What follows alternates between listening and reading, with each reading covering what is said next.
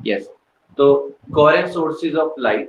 Coherent sources of light are those sources of light which have same frequency, nearly same amplitude.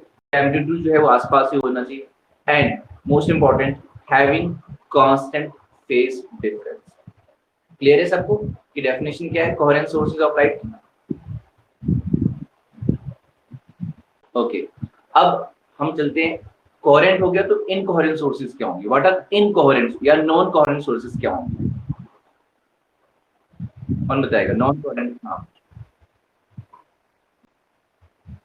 ये very good. Non coherent या incoherent sources होंगे जिनमें phase difference very करेगा. यानी कि हम कह सकते हैं जो two independent source of light हैं they are not coherent because, ये क्वेश्चन 1 मार्क्स में आ सकता है कि two independent sources of light are not coherent because the phase difference between the two sources of light cannot be remain same. It can vary. Phase difference change हो सकता है क्योंकि दो independent sources है. तो क्या करें कि ऐसा करें कि हमें two sources of light मिल जाए और वो coherent sources हो. इसलिए हम आगे देखेंगे कि हम सिंगल सोर्स से, एक सिंगल सोर्स से टू सोर्स ऑब्टेन करेंगे. जैसा कि अब आगे हम इंटरफेरेंस के वाइडेस्ट एक्सपेरिमेंट में स्टडी करेंगे कि हमारे पास एक सिंगल सोर्स होगा. इस सिंगल सोर्स एस से हमें two source of light obtain करना है. और क्या करेंगे, इसके सामने ये हमने इसे कार्डबोर्ड रख दिया और यहाँ पे फाइंड स्मॉल होल, ये यहाँ पे और यहाँ पे. ये जो सोर्स ऑफ लाइट है इससे ऑल डायरेक्शन में लाइट निकलती है. तो जो यहाँ पे पहुंचेगी लाइट और ये, अगर आप यहाँ से देखेंगे तो ये आपका एक पॉइंट सोर्स हो गया S1 और दूसरा एक पॉइंट सोर्स हो गया S2. क्योंकि ये सिंगल सोर्स से दोनों ऑब्टेन किए गए तो ये दोनों sources are act as a coherent sources. तो इस तरह हम सिंगल सोर्स से टू कोहेरेंट सोर्सेज ऑब्टेन कर सकते हैं. क्लियर? ओके. तो अब आगे चलते हैं इंटरफेरेंस ऑफ लाइट, क्योंकि उसी से क्वेश्चन बहुत आएंगे आपको. 3 मार्क्स का 5 मार्क्स का क्वेश्चन बोर्ड में मैक्सिमम इंटरफेरेंस ही है. तो now interference of light.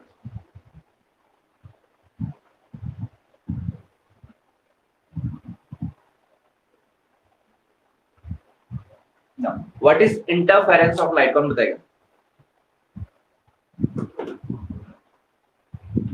Nearly 1 year हो गया आप लोगों को, है ना, क्लास 12 का रिवाइज करते करते. मतलब स्टार्ट तो आपने लास्ट ईयर अप्रैल से किया था.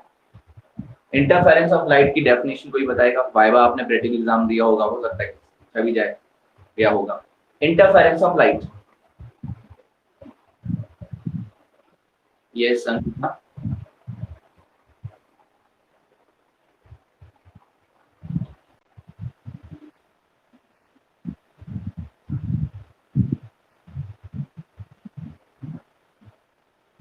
Yes yes yes, very good. तो देखो हमने प्रिंसिपल ऑफ सुपोजिशन स्टार्ट किया था 11th क्लास में वेव कैप्चर में, जहाँ पे कुछ फिनोमेना स्टडी किए थे. जिसमें से 2 पार्ट आपके 11th में था, जैसे कि standing wave formation, standing wave या स्टेशनरी वेव फॉर्मेशन, एंड दूसरा बीट फॉर्मेशन. ये 2 चीजें हमने 11th क्लास में स्टडी कर दिया था. और वहीं पे मैंने 11th क्लास में, अगर आपने मुझसे पढ़ा होगा तो मैंने आपको बताया था इंटरफेरेंस ऑफ लाइट भी है on the basis of principle of superposition of wave. तो इंटरफेरेंस हमें यहाँ स्टडी करना है. और ऑलरेडी हमने स्टैंडिंग वेव और बीट स्टडी कर दिया है 11th क्लास में. इंटरफेरेंस में क्या है कि जैसे हमने 2 लाइट वेव लिया, दोनों की अलग अलग इंटेंसिटी हो सकती है, दोनों का कुछ एम्पलीट्यूड इक्वल भी हो सकता है और थोड़ा डिफरेंस भी हो सकता है. यानी इंटेंसिटी भी इक्वल भी हो सकती है, डिफरेंस भी हो सकती है. अब ये जो 2 लाइट वेव है, या कह सकते हैं 2 कोहेरेंट सोर्सेज ऑफ लाइट है, अगर मैं इनको सुपर इम्पोज कराऊं, यानी किसी पॉइंट पे यहाँ से वेव आ रही है, यहाँ से भी 2 वेव है, तो ये जो 2 वेव है किसी पॉइंट पे सुपर इम्पोज करेंगे एंड उसके सुपर इम्पोजिशन से क्या होगा, एक नई वेव बनेगी, एक नई एनर्जी बनेगी. ठीक है, उसमें क्या होगा, उन दोनों की एनर्जी मिला करके रिडिस्ट्रीब्यूशन होगा. यानी कि यहाँ टोटल एनर्जी कांस्टेंट है, इसकी एनर्जी प्लस इसकी एनर्जी प्लस एनर्जी मिला करके टोटल एनर्जी कांस्टेंट है, बस उसका रिडिस्ट्रीब्यूशन होगा. कहीं हो सकता है मैक्सिमम इंटेंसिटी मिलेगा तो कहीं हो सकता है मिनिमम इंटेंसिटी मिलेगा, बट टोटल एनर्जी कंजर्व रहेगी. ये है इंटरफेरेंस ऑफ लाइट. अगर हमको सिंपल डेफिनेशन बतानी है तो इंटरफेरेंस ऑफ लाइट क्या है? It is the redistribution of energy of 2 light wave or 2 coherent sources due to their superimposition. जब वो सुपर इम्पोज करती है then there is redistribution of light of to coherent sources जिनके redistribution से, या जो रिडिस्ट्रीब्यूशन एनर्जी कह सकते हो, या अगर आप इंटेंसिटी भी कहो तो भी सही है। That is called interference of light. Clear? Yes Vaibhav, आपको क्लियर है?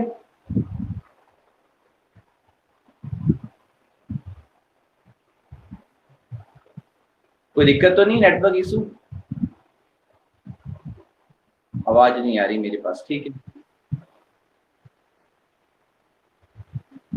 अच्छा ठीक है, वो मुझे लग रहा था कि ऐसा तो नहीं मेरा नेटवर्क दिक्कत कर रहा हूँ। ठीक ना, अब यहाँ पर आ जाते हैं डेरिवेशन पार्ट में। इंटरफेरेंस में मैंने जैसा बताया कि टू लाइट वेव की एनर्जी मिलती है, इंटेंसिटी मिलती है, और दोनों एनर्जी मिलकर के जो एनर्जी टोटल वो कंजर्व रहती है। बट क्या होता है, कहीं एनर्जी ज्यादा होगी, यानी कहीं इंटेंसिटी ज्यादा होगी तो कहीं इंटेंसिटी कम होगी। इस बेसिस पे हम कहेंगे कि मैक्सिमम इंटेंसिटी और मिनिमम इंटेंसिटी, और इसी बेसिस पे इंटरफेरेंस को टू पार्ट में डिवाइड किया गया। तो two types of interference,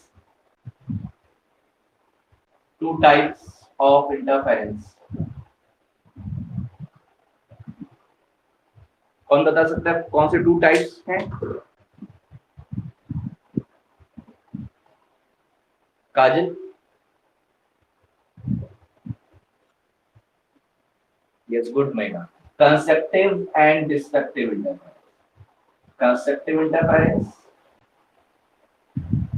and second one destructive interference. Now constructive में जैसा आप देख रहे हैं कि कंस्ट्रक्टिव में क्या होता है कि टू लाइट वेव सुपरइम्पोज करते हैं द सेम फेज, तो उन दोनों की इंटेंसिटी या एम्पलीट्यूड ऐड होकर के क्या होता है, इंटेंसिटी रिजल्टेंट वेव की इंक्रीज हो जाती है। या हम कहें एम्पलीट्यूड अगर एक वेव का ए है दूसरे का बी है, तो जो रिजल्टेंट वेव बनता है उसका एम्पलीट्यूड क्या होगा, ए प्लस बी होगा, क्योंकि वो सेम फेज में सुपरइम्पोज कर रहे हैं। जैसे मैंने कहा सेम फेज का मतलब है कि ये एक वेव है, इसका एम्पलीट्यूड ए है, प्लस मतलब सुपरइम्पोज किया एक और वेव, इसका एम्पलीट्यूड बी है, तो दोनों के मिलने से, सुपरइम्पोज करने से जो रिजल्टेंट वेव बनेगी उस वेव का एम्पलीट्यूड होगा ए प्लस बी। क्यों? क्योंकि ये साथ में पॉजिटिवली ऊपर की तरफ इंक्रीज हो रहे हैं, साथ में ये ऐसे करके मैक्सिमम हो रहे हैं, फिर जीरो, फिर नेगेटिव डायरेक्शन माइनस, तो ये साथ यानी सेम फेज कहेंगे। तो इस तरह अगर सुपरइम्पोज करते हैं यानी सेम फेज में, तो आपका जो एम्पलीट्यूड है वो ऐड हो जाता है, यानी एम्पलीट्यूड इंक्रीज हुआ तो इंटेंसिटी इंक्रीज होगी। अभी आगे फॉर्मूला ही पढ़ेंगे इंटेंसिटी और एम्पलीट्यूड में क्या रिलेशन होता है, वो बहुत इंपॉर्टेंट फॉर्मूला होगा। तो सिमिलरली डिस्ट्रक्टिव इंटरफेरेंस में क्या होगा कि जस्ट इसका उल्टा प्लस होगा, लेकिन यहाँ पर होगा क्या डिस्ट्रक्टिव में कि यानी सुपरइम्पोज तो होगा लेकिन आउट ऑफ फेज, यानी कि अगर एक वेव ये है यानी एम्पलीट्यूड ए है, प्लस मतलब सुपरइम्पोज किया हमने, बट दूसरी वेव जो है वो यानी ये आउट ऑफ फेज यानी 180 डिग्री का फेज डिफरेंस है, तो जो रिजल्टेंट वेव मिलेगी वो इन दोनों का डिफरेंस होगा। और अगर बाय चांस दोनों ए और इसको बी है तो ये कोई वेव नहीं मिलेगी, नो लाइट वेव, क्योंकि ए और बी एक दूसरे को कैंसिल आउट कर देंगे। बट अगर मान लेते हैं ए ज्यादा है बी से, तो हमें ये मिलेगा ए माइनस बी, तो ये है आपका डिस्ट्रक्टिव इंटरफेरेंस। क्लियर? ठीक, अब चलते हैं, ये तो इंट्रोडक्शन है, इससे आने की चांस सब तो ना के बराबर, बट इसको समझना पड़ेगा। अब आ जाते हैं वो पार्ट जो की बोर्ड में इंपॉर्टेंट है, जिससे क्वेश्चन आएंगे। सबसे पहली चीज मैथमेटिकल एक्सप्रेशन, और जो डेरिवेशन या करके दिखाने जा रहा हूँ वो 2 मार्क्स में आया हुआ है बोर्ड में। तो mathematical analysis of interference study कर रहे हैं।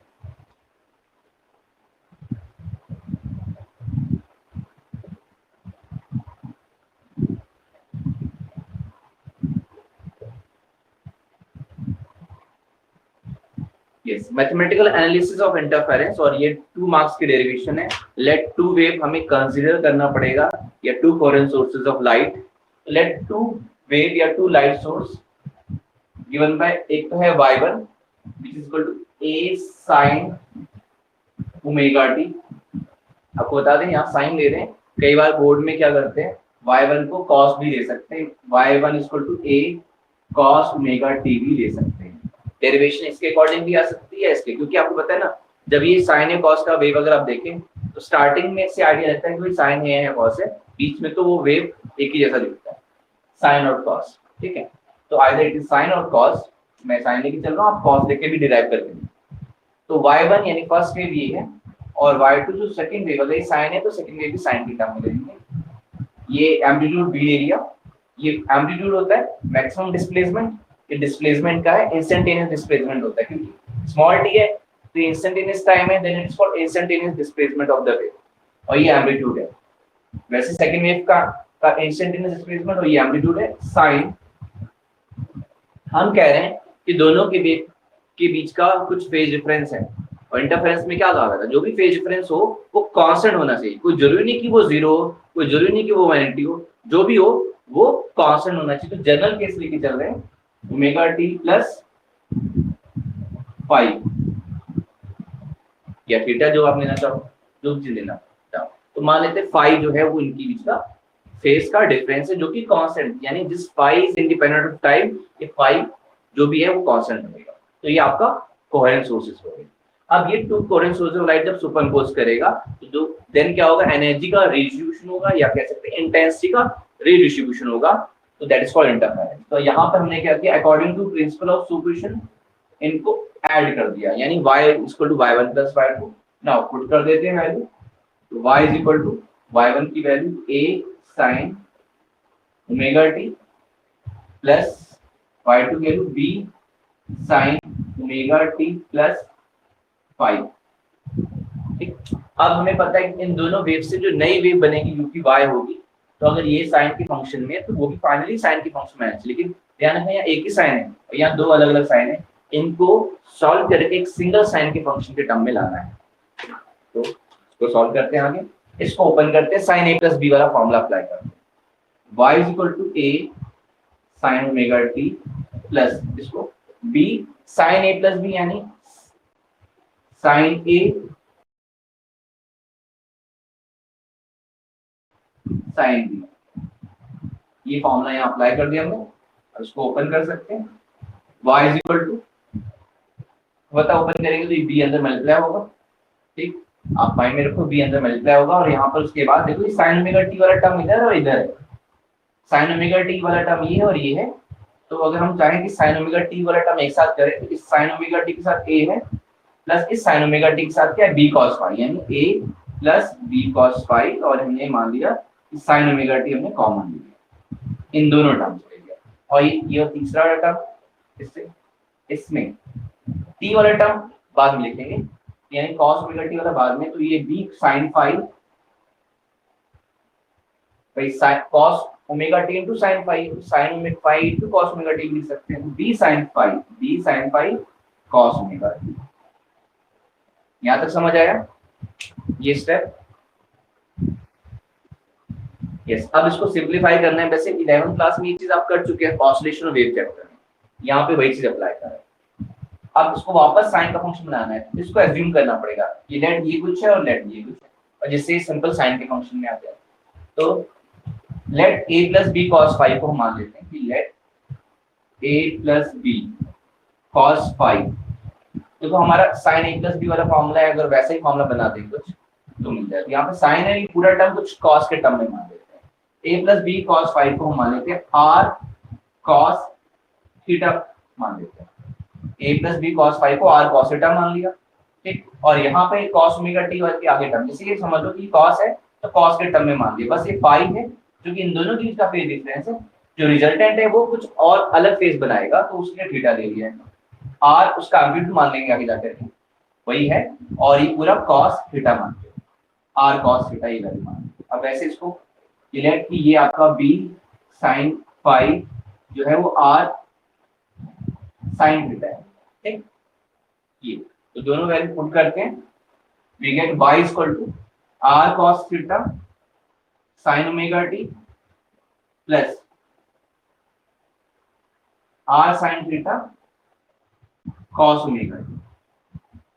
ये मिला। अब देखो आपको यहाँ पे r कॉमन ले लिया तो sin a प्लस b वाला फॉर्मूला है, यानी कि हमें फाइनली मिलेगा कि y is equal to r common लिया तो ये sin a प्लस b वाला formula sin omega t plus theta, ये आया, यानी ये हमारी रिजल्टेंट वेव आ गई। ये था इंडिविजुअली टू वेव जिसके सुपरपोजिशन से ये नई वेव बनी, और जो नई वेव बनी तो यहाँ भी साइन है, ये भी साइन है, ये भी साइन है, और ये एम्पलीट्यूड, ये एम्पलीट्यूड, इसका एम्पलीट्यूड आर है, और इसका ओमेगा टी प्लस कुछ नहीं है, तो मान लेते हैं इसका इनिशियल फेज 0 है, तो इसके रिस्पेक्ट में इसका इनिशियल फेज फाई है, यानी दोनों के बीच का फेज डिफरेंस क्या है, फाई है। लेकिन जो रिजल्टेंट वेव है उसका फेज एंगल क्या है, यानी उसकी डायरेक्शन क्या है, तो इसके रिस्पेक्ट में यानी ओमेगा टी प्लस 0, ये इसका थीटा है, और आप देखेंगे जो थीटा की वैल्यू होगी वो इन बिटवीन होगी, यानी ओमेगा टी प्लस 0 नहीं लिख रहा, 0 और 5 के इन बिटवीन ही आएगी। जैसे हम लोग वेक्टर सम में करते हैं भाई, एक फोर्स ये लग रहा है F1, एक फोर्स ये F2 लग रहा है, और ये एंगल फाई है, तो जो रिजल्टेंट फोर्स F होगा वो एंगल कुछ थीटा बनाएगा। तो उसी तरीके से वेक्टर क्वांटिटी के अकॉर्डिंग ही है, क्योंकि वेव में जो y डिस्प्लेसमेंट है वो वेक्टर था। तो हमारा ये आ गया एक्सप्रेशन, जो कि 2 मार्क्स की डेरिवेशन, यहाँ तक 2 मार्क्स में आ चुका कि प्रूव करना है। अब यहाँ पे जो r है वो इन टर्म्स ऑफ a और b बताना है, और वो फॉर्मूला बिल्कुल वैसा ही है जो हमने triangle of vector addition class 11 में स्टडी किया है, parallelogram law of vector addition. और उसमें क्या करना है, देखो ये जो आपका एक्सप्रेशन है, ये दो, इसको फर्स्ट एंड सेकंड मान सकते हो, और उसको स्क्वायर करके ऐड करो। जब इसको स्क्वायर करके ऐड करोगे we get the value of r। तो देखो क्या मिलता है, इसको स्क्वायर करते हैं, इसको स्क्वायर करते ऐड करते हैं, यानी r square cos square theta plus r square sin square theta equal to इन दोनों स्क्वायर, यानी ये a plus b cos phi का square plus b sin phi का स्क्वायर, यानी b square sin square phi. इसको ओपन करेंगे और ट्रिग्नोमेट्री कुछ फॉर्मूले जैसे sin square phi plus cos square phi 1 होता है, तो आप इसको जब सॉल्व करेंगे तो आपको फाइनली मिलेगा a square plus b square 2ab cos phi. इतना मैथमेटिकली आप सॉल्व कर लेंगे आप, ठीक है, क्योंकि इस तरह का मैथमेटिकल कैलकुलेशन 11th क्लास में कर चुके हैं आप, ठीक। इसको सॉल्व करने के बाद ये मिलेगा, और इसमें भी r स्क्वायर कॉमन लेंगे तो cos square theta plus sin square theta 1 हो जाएगा, तो यहाँ पे r स्क्वायर की वैल्यू ये मिलेगी। जब r ये स्क्वायर मिला है तो r की वैल्यू क्या होगी, r की वैल्यू होगी अंडर रूट में a square plus b square 2ab cos phi, यानी वैसा ही फॉर्मूला है जैसे कि हमने ट्रायंगल ऑफ वेक्टर एडिशन या parallelogram law of vector addition में स्टडी किया था, बस वहाँ फोर्स के टर्म में या अदर वेक्टर क्वांटिटीज के टर्म में स्टडी किया, तो ये भी वैसा ही है, जैसे a का स्क्वायर b का स्क्वायर प्लस 2ab, और ये cos एंगल उन दोनों वेव के बीच का एंगल है, फेस एंगल जिसे कहते हैं, और ये रिजल्टेंट वेव आ गई। अब यहाँ पे थीटा निकालना हो तो बिल्कुल वही फॉर्मूला है जो आपने ट्रायंगल ऑफ वेक्टर एडिशन पढ़ा था, वहाँ पे बस अल्फा के टर्म में, अगर मैंने पढ़ा था अल्फा लिख दिया था, तो यहाँ पर थीटा लिया हमने। अगर ये थीटा फाइंड करना हो कि थीटा की क्या वैल्यू है, तो आप देख सकते हो यहाँ पर इन दोनों टर्म को अभी स्क्वायर करके ऐड किया है, तो आपको बस डिवाइड करना है, r sin थीटा यानी इसको इससे डिवाइड कर देना है, तो r sin theta upon r cos theta, r cancel हो जाएगा, tan थीटा मिलेगा, और क्या मिलेगा आपको यहाँ पे, फिर इसको रब कर देना। जब डिवाइड करोगे इससे तो r sin theta upon r cos theta, that is r cancel, tan theta, यानी इसको इससे डिवाइड किया, यानी कि आ गया b sin phi upon a plus b cos phi, यानी ये जो थीटा आया यहाँ पे, देखो ऐसा फॉर्मूला आपने ट्रायंगल ऑफ वेक्टर एडिशन पढ़ा, बस वहां पे मैंने अल्फा लिया हुआ था 11th क्लास में, और ये एंगल वही वैसा ही फॉर्मूला, बस ये आपका थीटा यहाँ से आ गया, थीटा क्या आ गया, tan इनवर्स में ये पूरी वैल्यू। तो इस तरह ये एम्पलीट्यूड आ गई न्यू वेव की, रिजल्टेंट वेव की, ये थीटा आ गया, और इस तरह हमारा ये एक्सप्रेशन आ गया जो रिजल्टेंट वेव बनी है due to the superposition of two wave और from the two coordinate sources of light. Clear है?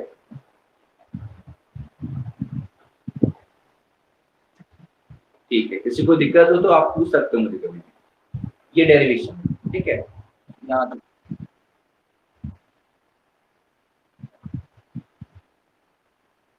हाँ, अभी आएगी, वो भी आएगी, है ना।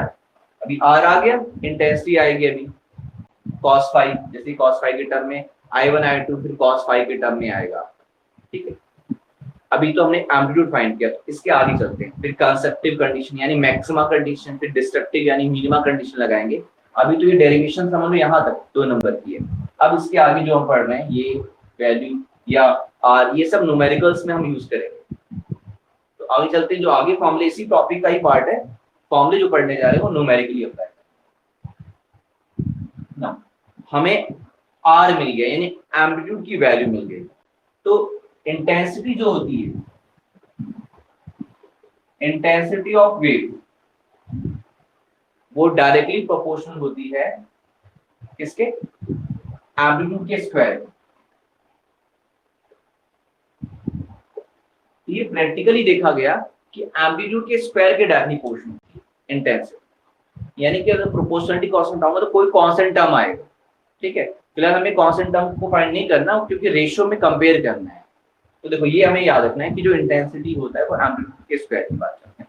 तो बात करें हम टू वेव, पहली वेव की एम्पलीट्यूड क्या है, ए का स्क्वायर, यानी फर्स्ट वेव का अगर एम्पलीट्यूड ए है तो फर्स्ट वेव की इंटेंसिटी को मैं I1 मान ले रहा हूँ, और I1 is directly proportional to A का स्क्वायर। इस कंसेप्ट से आया, this implies I1 equal to constant, proportionality sign हटेगा तो कांस्टेंट हम कोई k मान लेते हैं, k स्क्वायर, तो हमें ये I1 मिल गया। Similarly for the second wave, intensity I2 और एम्पलीट्यूड क्या है, b, तो I2 प्रोपोर्श टू b स्क्वायर। अब यहां भी प्रोपोर्शनलिटी साइन हटेगा तो I2 is equal to constant के b स्क्वायर। अब नेक्स्ट इन दोनों इंटेंसिटीज के यानी दोनों वेव जो इंटेंसिटी गिवन है उनके सुपरपोजिशन से जो नई वेव बनी तो उसकी इंटेंसिटी क्या होगी, I is equal to, sorry I proportional to, जो इस फॉर्मूला को अप्लाई करते हैं, r स्क्वायर, क्योंकि रिजल्टेंट वेव का ये एम्पलीट्यूड है, यानी I is equal to constant k times of r square. हमें ये फॉर्मूला मिला, ये फॉर्मूले हमें इस कंसेप्ट से मिले। अब इसमें अगर हमें रेशियो पूछी जाए कि इन दोनों इंटेंसिटी की क्या रेशियो होगी, तो हम इन दोनों का देख रहे हैं क्लियरली कि I1 by I2, रेशियो में कांस्टेंट टर्म कैंसिल हो जाएगा, is equal to a square upon b square. ठीक है, इस तरह के फॉर्मूले पूछेंगे 1 मार्क्स या 2 मार्क्स के न्यूमेरिकल्स। एम्पलीट्यूड का रेशियो दिया है कि एम्पलीट्यूड का रेशियो 3/2 है, तो इंटेंसिटी की रेशियो क्या होगी इस फॉर्मूले से, 9/4। अब इसके आगे चलते हैं, I to k r square, जैसे r स्क्वायर का r ये है तो r स्क्वायर का फॉर्मूला ये रख देते हैं यहाँ पर। तो देखो फिर उसके बाद I1 I2 के टर्म में आएगा, I is equal to k r square, पूरी r स्क्वायर की value a square plus b square 2ab cos phi, अब k अंदर मल्टीप्लाई कर देते हैं, I is equal to ka square plus kb square 2kab cos phi, ये आया। अब हम वैल्यू पुट करें, k स्क्वायर यानी I1 है, kb स्क्वायर यानी I2 है, और इसमें तो स्क्वायर नहीं है, अगर रूट के टर्म में लिखें तो 2 अंडर में I1 I2 आ जाएगा। और हमें इंटेंसिटी का formula I is equal to I1 plus I2, इसको सॉल्व करेंगे इसके अकॉर्डिंग देख करके, ये आएगा 2 अंडर रूट में I1 I2, पुट करके देखना यही वैल्यू आएगी cos phi। ये हमारा इंटेंसिटी का फॉर्मूला डिराइव हो गया। इस पे भी न्यूमेरिकल आपको बोर्ड में मिल जाएगा, क्लियर? ठीक, तो ये ही याद रखना है आपको। अब इस पे न्यूमेरिकल्स भी करने वाले हैं। ये आ गया 5 क्या है, फेज डिफरेंस। लेकिन हमें कई बार क्या होता है, न्यूमेरिकल में पार्ट डिफरेंस दिया होता है, वो लैम्डा के टर्म में होता है, और फेज डिफरेंस यहाँ पुट करना होता है। तो वो भी आपको क्लियर होना चाहिए कि भाई पार्ट डिफरेंस अगर λ/4 का है तो फेज डिफरेंस कितना होगा, कौन बताएगा? अगर λ/4 का, यस मैं,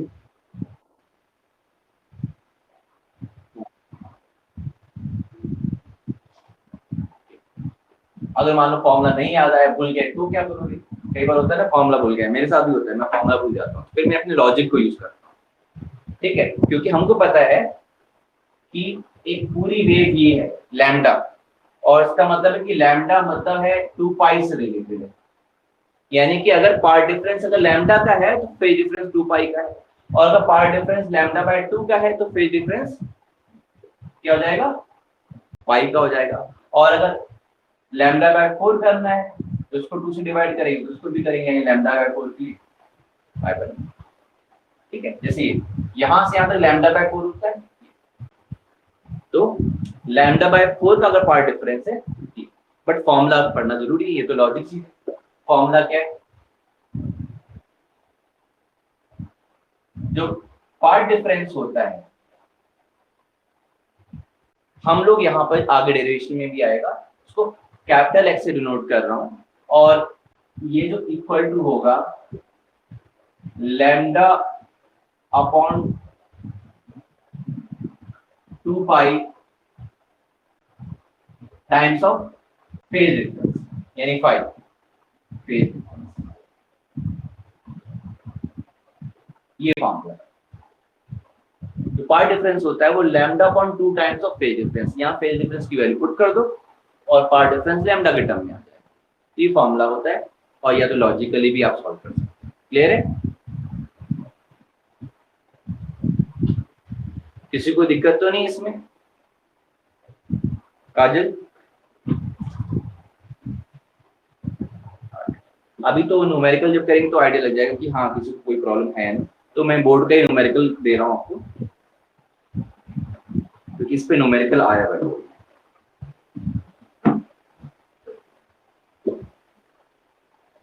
तो लेट मान लेते हैं कि two wave having same amplitude है, two wave having same amplitude है, तो आपको बताना है सेम एम्पलीट्यूड या सेम इंटेंसिटी कह देते हैं कि सेम इंटेंसिटी आई नॉट है, टू वेव है सेम इंटेंसिटी, ये लेट गिवन है, और वो किसी पॉइंट पे सुपरइम्पोज कर रहे हैं। तो जिस पॉइंट को सुपरइम्पोज कर रहे हैं वहां पे रिजल्टेंट इंटेंसिटी बतानी, find resultant intensity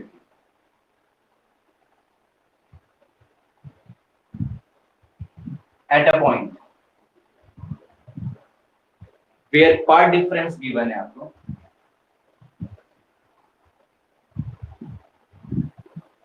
where path difference is, एक तो है पार्ट डिफरेंस एक पॉइंट पे लैम्डा बाय 4, दूसरे पॉइंट पे लैम्डा बाय 3। क्लियर है? ये गिवन है कि टू वेव है, दोनों वेव की इंटेंसिटी सेम है, यानी एक की आई नॉट है तो दूसरे की भी आई नॉट है। अब आपको रिजल्टेंट इंटेंसिटी बतानी उस पॉइंट पे जहां पे पार्ट डिफरेंस लैम्डा बाय 4 है, और उस पॉइंट पे जहां पे path difference lambda by 3। Solve करो, फॉर्मूला सामने और ये भी आपके सामने।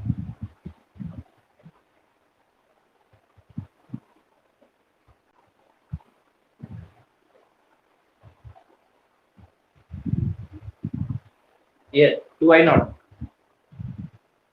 चलो चेक करो फॉर्मूला। ये लैम्डा बाय 4, यहाँ पे लैम्डा बाय 4 रखेंगे फेज डिफरेंस आ जाएगा, बट लॉजिकली अगर हमारा फॉर्मूला नहीं आ जाए तो लॉजिकली आपको पता है लैम्डा बाय 4 के लिए पाई बाय 2 होता है, क्योंकि लैम्डा के लिए 2 पाई होता है, तो लैम्डा बाय 4 के लिए ऐसे 4 से डिवाइड कर देंगे तो पाई बाय 2। तो यहाँ पर अगर ये है तो पाई आपका पाई बाय 2 आ गया। अब यहाँ पर देखो आई इक्वल I1 की जगह I नॉट, I2 की जगह I नॉट, और प्लस 2 टाइम्स अंडर में I1 I नॉट का स्क्वायर रूट से बाहर आ जाएगा तो 2 I नॉट ही हो जाएगा, cos pi by 2, cos pi by 2 यानी cos 98 हम 0 हो गया, तो I equal to 2 I naught. सही है? क्लियर है सबको? वैभव ठीक। अब आप बताओ बी वाला सॉल्व करके lambda by 3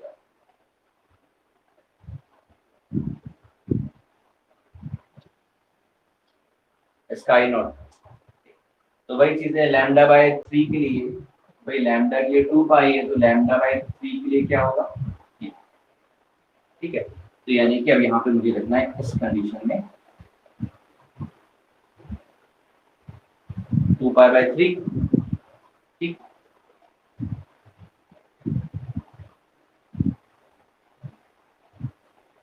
yes, cos 2 pi by 3 यानी cos 120 क्या वैल्यू होती है, माइनस हाफ,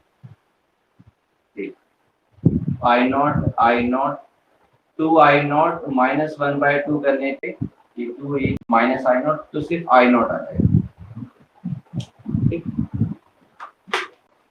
सही है? इस तरह के क्वेश्चन। फिर एक बार क्वेश्चन आया था कि अलग अलग पॉइंट है, मान लो ये कोई पॉइंट P है, ये कोई पॉइंट Q है, तो यहाँ इंटेंसिटीज आ गई हमारी, यहाँ पे इंटेंसिटी 2 आई नॉट आ गई, यहाँ पे आई नॉट आ गई, और पॉइंट पे यानी ऐसा करके, यानी P पॉइंट पे इंटेंसिटी इसके अकॉर्डिंग आ गई, Q पॉइंट पे इंटेंसिटी ये आ गई जो हमने अभी सॉल्व किया, तो P पॉइंट पे 2 I नॉट आ गई थी और Q पॉइंट पे ये I नॉट आ गई थी, तो दोनों पॉइंट की पे इंटेंसिटी रेशियोज क्या होंगे, ऐसे सॉल्व कर देंगे 2:1 आ जाएगी। तो ऐसा भी क्वेश्चन बोर्ड में आ गया 3 मार्क्स में पूरा ऐसे मिला। क्लियर है? तो ये न्यूमेरिकल्स हैं इंटेंसिटी पे बेस। अभी और भी फॉर्मूला है, अभी तो हमने कुछ स्टार्ट किया है। अभी इंटेंसिटी का फॉर्मूला मैक्सिमा और मिनिमा के टर्म में, भाई इंटेंसिटी मैक्सिमा और मिनिमा कब होगी, कंडीशन क्या होगा मैक्सिमा मिनिमा का, वो भी स्टडी करना है। तो बात करते हैं मैक्सिमा मिनिमा की, यानी constructive interference and destructive interference. ये तो जनरल केस लिख दिया था, इन जनरल किसी के लिए भी हो गए। तो लॉजिक चलते हैं, मैक्सिमम इंटेंसिटी कंडीशन हम स्टडी करते हैं कि व्हेन वी गेट मैक्सिमा, यानी condition of maxima. Maxima means constructive interference, यानी किसी पॉइंट पे कंस्ट्रक्टिव इंटरफेरेंस होगा तो इंटेंसिटी मैक्सिमम होगी और वी गेट वहां पे ब्राइटनेस। ब्राइटनेस और वाईडीएस में हम फ्रिंज पढ़ेंगे तो ब्राइट फ्रिंजेस कहते हैं, ठीक है, ब्राइटनेस मिलेगी यानी कंस्ट्रक्टिव इंटरफेरेंस भी कहते हैं।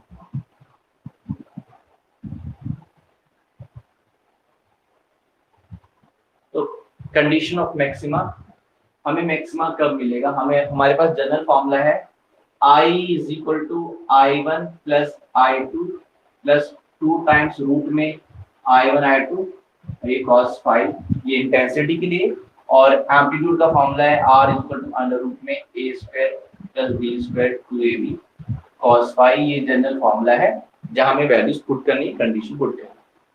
तो नाउ तो फॉर द मैक्सिमा यहाँ पे देखिए cos फाई है, cos के अकॉर्डिंग ये चीज वेरी करेगी, यानी फेज डिफरेंस की बात करें, इसीलिए इंटरफेरेंस में कहा गया था कोहेरेंट सोर्सेज में कि फेज डिफरेंस कांस्टेंट होना चाहिए किसी पॉइंट पे। इस पॉइंट पे ये फेज डिफरेंस है, लेकिन अगर हम किसी और पॉइंट पे जाएंगे तो वहां कोई और फेज डिफरेंस होना चाहिए, लेकिन जो भी फेज डिफरेंस होना चाहिए इस पॉइंट पे तो वो टाइम के अकॉर्डिंग नहीं चेंज हो, और वैसे जो इस पॉइंट पे फेज डिफरेंस वो भी टाइम के अकॉर्डिंग नहीं चेंज हो, तो ये आपका कोहेरेंट सोर्सेज है। तो फिलहाल यही है कि मान लो किसी पॉइंट पे फेज डिफरेंस फाई है, बट हमें अगर उस पॉइंट पे मैक्सिमा चाहिए तो फेज डिफरेंस क्या होना चाहिए, यानी for the maxima what should be the phase difference. Maxima चाहिए तो मैक्सिमा के लिए cos फाई की वैल्यू होनी चाहिए क्या, +1, ठीक है, मैक्सिमा के लिए +1 होनी चाहिए। तो फिर मिनिमा के लिए आगे पुट करेंगे, मैक्सिमा के लिए +1, तो what is the value phi की क्या वैल्यू होगी, हमें cos फाई +1 मिली।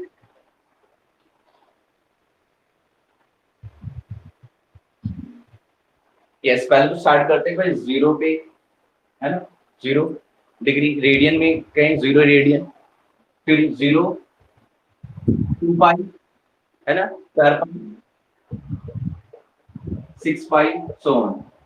ये क्या है, पाई का इवन मल्टीपल, पाई का इवन मल्टीपल है, यानी जनरल फॉर्मूला बन गया pi is equal to 2n pi.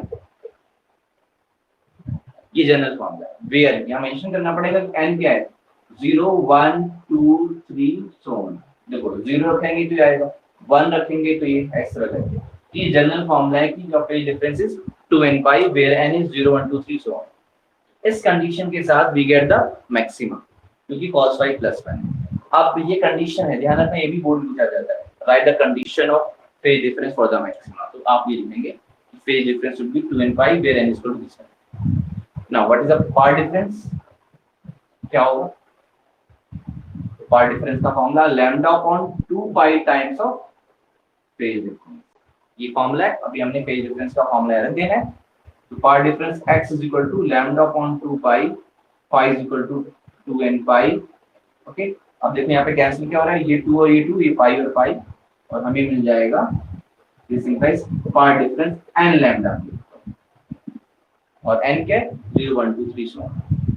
For the maxima this path difference ये होगा, फेज डिफरेंस ये होगा और पार्ट डिफरेंस ये होगा। अब ये दोनों याद रखना है, ये दोनों ही कंसेप्ट याद रखना है आपको, फॉर्मूला याद रखना है YDSC के, और YDSC का जो भी एक्सप्रेशन है उसको उल्टा कर देंगे तो डिफ्रैक्शन यानी सिंगल स्लिट एक्सपेरिमेंट हो जाएगा, यानी इसको अब याद ही रखो आप।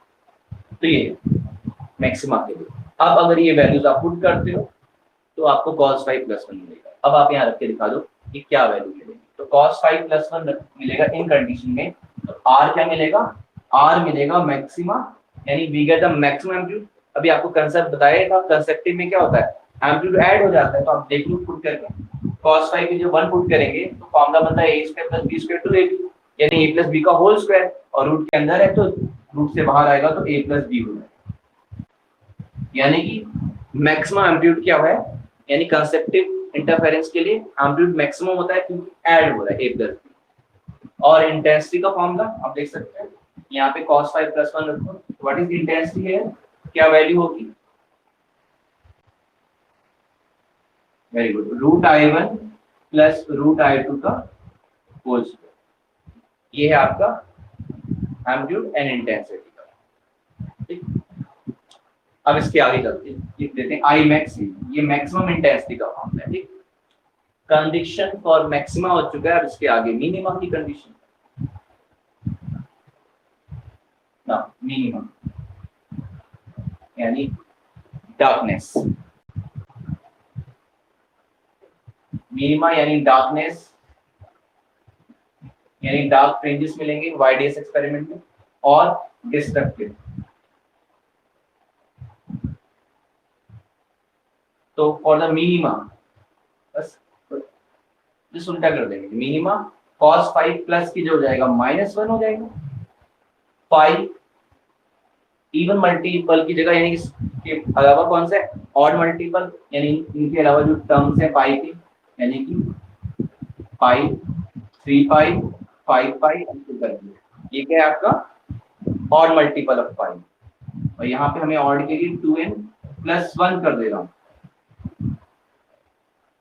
देखो 2n + 1 किया, -1 भी ले सकते हो बट यहाँ चेंज करना।